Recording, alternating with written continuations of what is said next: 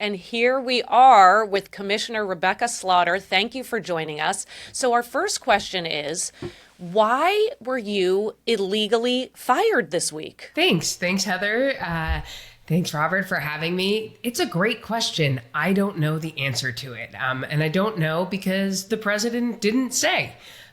In the letter or the email, I should say, that was sent to me from someone in the White House Office of Presidential Personnel, purportedly on behalf of the president, he basically just said, the president believes that he can fire you, so he's firing you.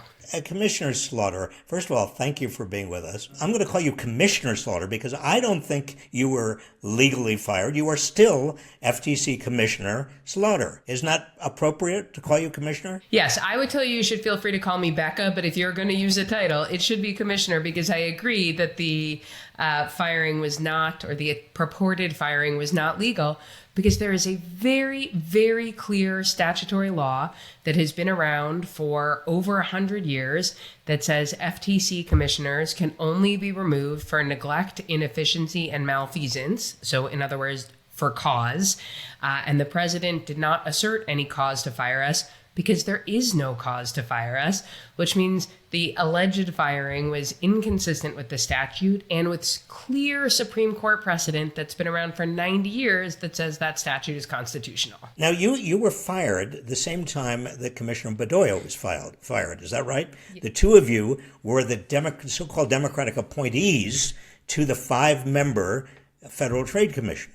I didn't realize you were told of this, or you were told that you were fired by email. Yes, I was at my daughter's elementary school, and at the end of the day, and surrounded by 80 elementary school kids working on a drama club production, and I checked my email and found a note from the White House Office of Presidential Personnel.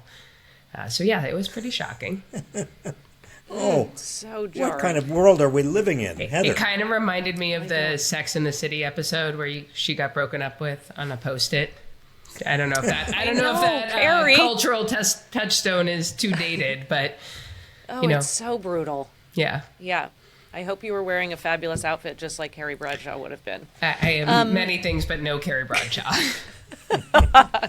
Well, so it's so interesting. I don't think as many people know about the FTC as we would like to. So 5 commissioners, right? So Trump is president. He's Republican. He gets to dub 3 of the 5, right, who are going to be of his party as Republican. Now it stands that there are only 2 commissioners on the website, because I looked at the website this morning, both Republican. Can you tell our audience a little more about how the FTC is supposed to function and how it's not doing that right now? Sure. Well, actually, I'm going to correct you a little bit, Heather, because the commission is a 5-member commission by statute, but it does not say that the statute does not say that the current president gets to appoint all 5 commissioners. What the statute says is that there are 5 commissioners. No more than 3 may be from the same party.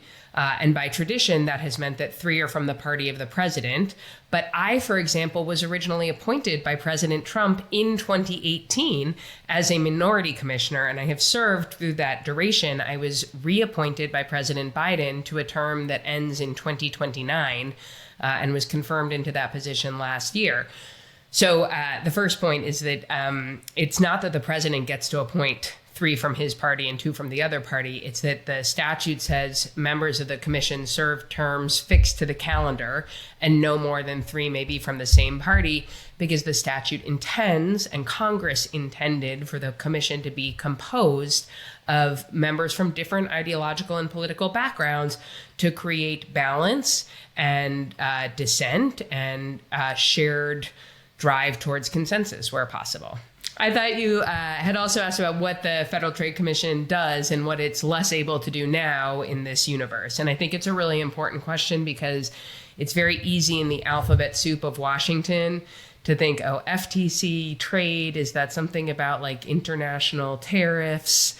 And actually what the FTC does is really pay attention to ordinary Americans in some of the most important ways where they interact with the economy. We are the police for corporate lawbreaking. not criminal law breaking, but the ways corporations can lie and cheat and compete unfairly in order to get ahead in the marketplace. So we call that competition and consumer protection. Still kind of lofty terms. What it means for real people is we police fraud, we police scams, we police unfair conduct around drug prices that will keep your insulin too expensive. We challenge grocery store mergers. Like last year, we successfully challenged the proposed merger of Kroger and Albertsons, which would have been the largest grocery store merger in history. We challenge hospital mergers. We're currently in a bunch of different cases challenging big tech conduct and consolidation.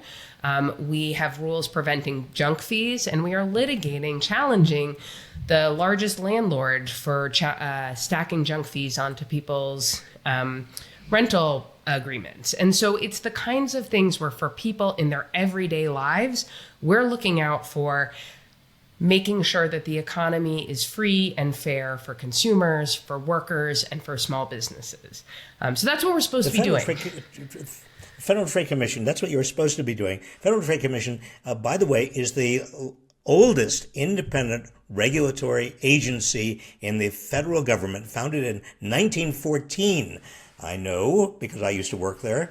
But Commissioner, what do you think is the reason that Trump fired you and your fellow Democratic, quote unquote, commissioner? Is it about a test case? I mean, is this going to go to the Supreme Court? Do they want to test the question of whether independent regulatory agencies can even exist? Yeah, well, they've said pretty clearly that they don't think independent regulatory agencies can exist. The acting Solicitor General about a month ago said the administration would no longer defend the constitutionality of independent agencies, notwithstanding the 90-year-old clear Supreme Court precedent that has not been overturned despite opportunities for the court to do so. So yes, I think they want a test case. But the other question that you asked is why? Why do they care? You pointed out, I'm a minority commissioner. I'm not going to control their agenda. I'm not going to interfere with their ability to do it. And I think that's the really important question. Why do we care about having independent agencies with multi-member bipartisan voices? And I think the really important point here is that it is about accountability and transparency. I can't control the agenda, but I can call out where I think something is not being done fairly in accordance with the law. If I think there is corruption, it is not lost on me at all that of the group of CEOs who were surrounding the president in his inauguration, the FTC is in active litigation against most of their companies. So it's really important that the law be enforced without fear or favor.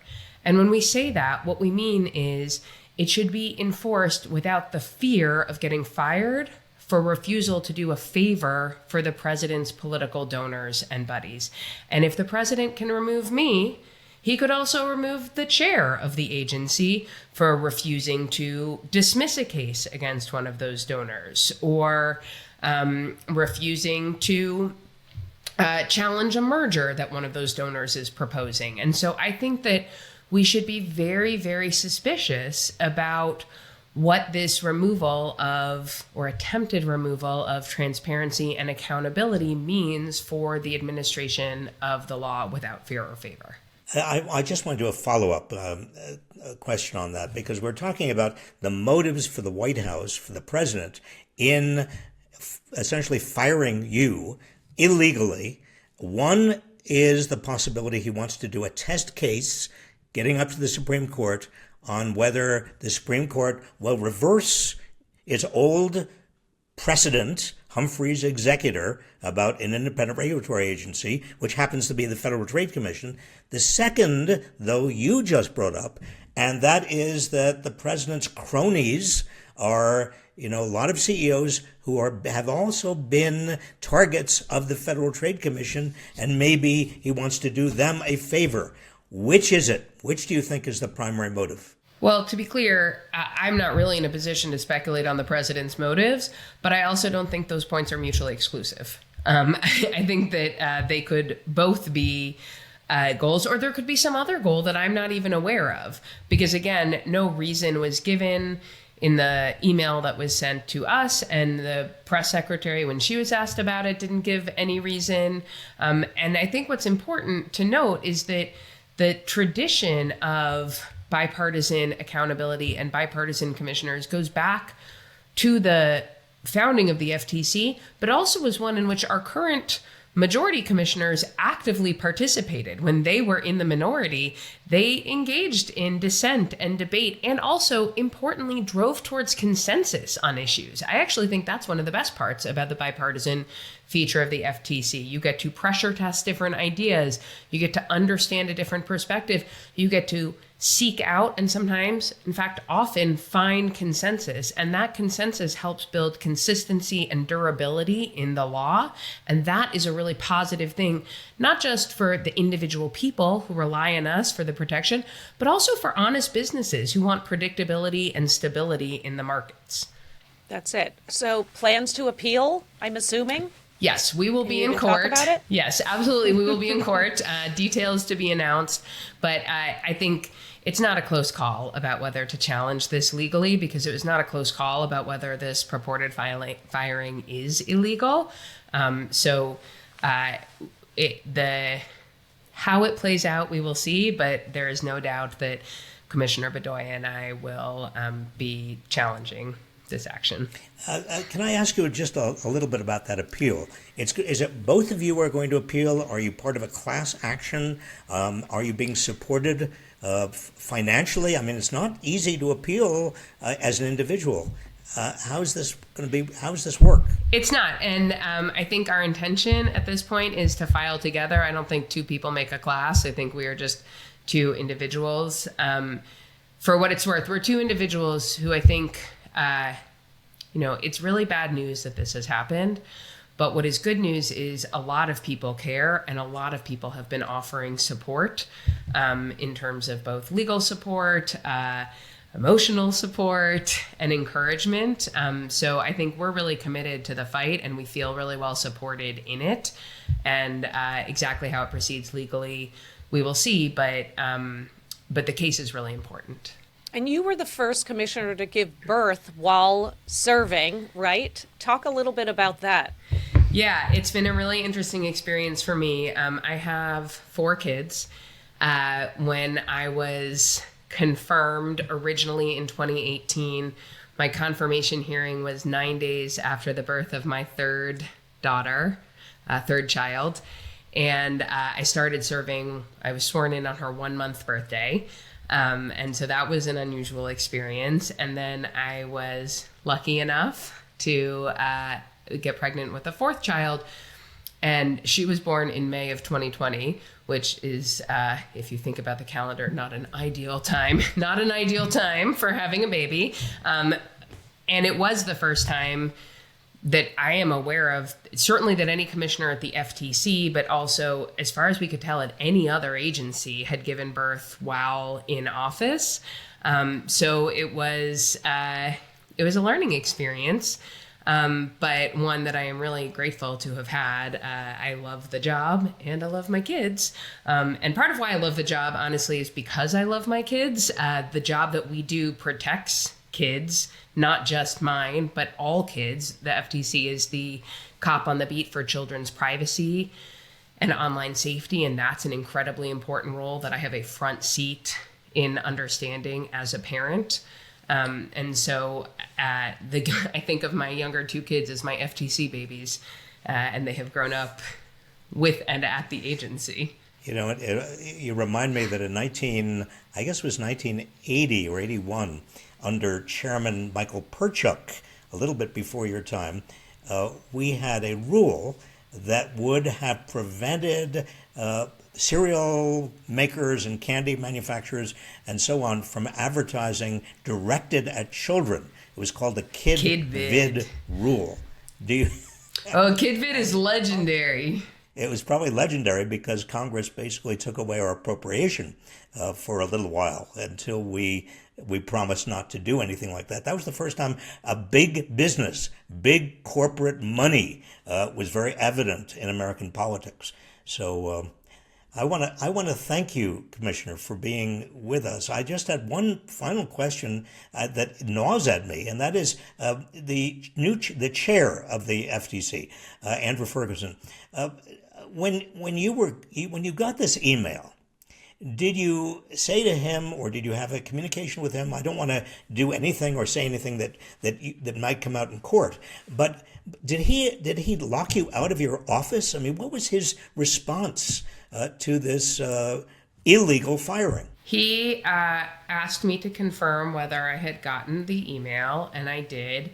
And I asked him what his plan would be with respect to my staff. Honestly, what I was the most immediately concerned about were the people who work for me, who are really good, honest public servants. And I wanted to know, whatever happens to me, what would happen to them. So honestly, we just talked about the logistics. I have been locked out of all of my technological systems. I haven't attempted to go back into the office. I assume I wouldn't be allowed, but I haven't attempted to it because it doesn't do anything to Chairman Ferguson, but it would put the security guards, the staff at the agency in a difficult position. And I have no interest in making things any harder for those public servants than they already are right now in the middle of the broad assault on public servants that is happening. So I haven't tried.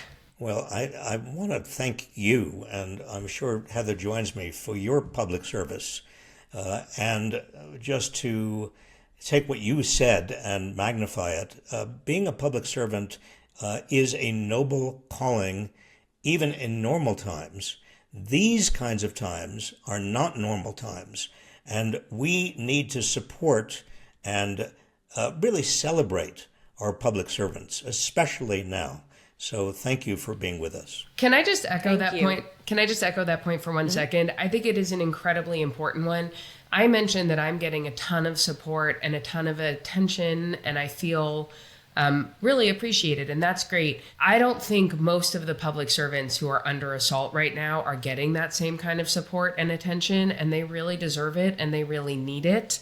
These are people who are sacrificing better paying jobs with shorter hours because they want to help their fellow Americans. And that, exactly like you said, is a noble calling and something that should be appreciated. And they are really having a hard time right now. And so I know there's something in the zeitgeist that suggests that people who serve their fellow citizens are some sort of are lazy in some way, and it's just not the case in my experience. I've spent 9 months of my career in the private sector and the entire rest of the time in the public sector, and so I have a particular affinity and appreciation for the people I've worked with throughout my career, and they're really, really having a tough time right now, those who have lost their jobs, but even those who haven't, and so I appreciate your call to support them. I think it is enormously important. Well, Hear, hear. We will all get through this. But Commissioner, thank you. Thank you so much for having me.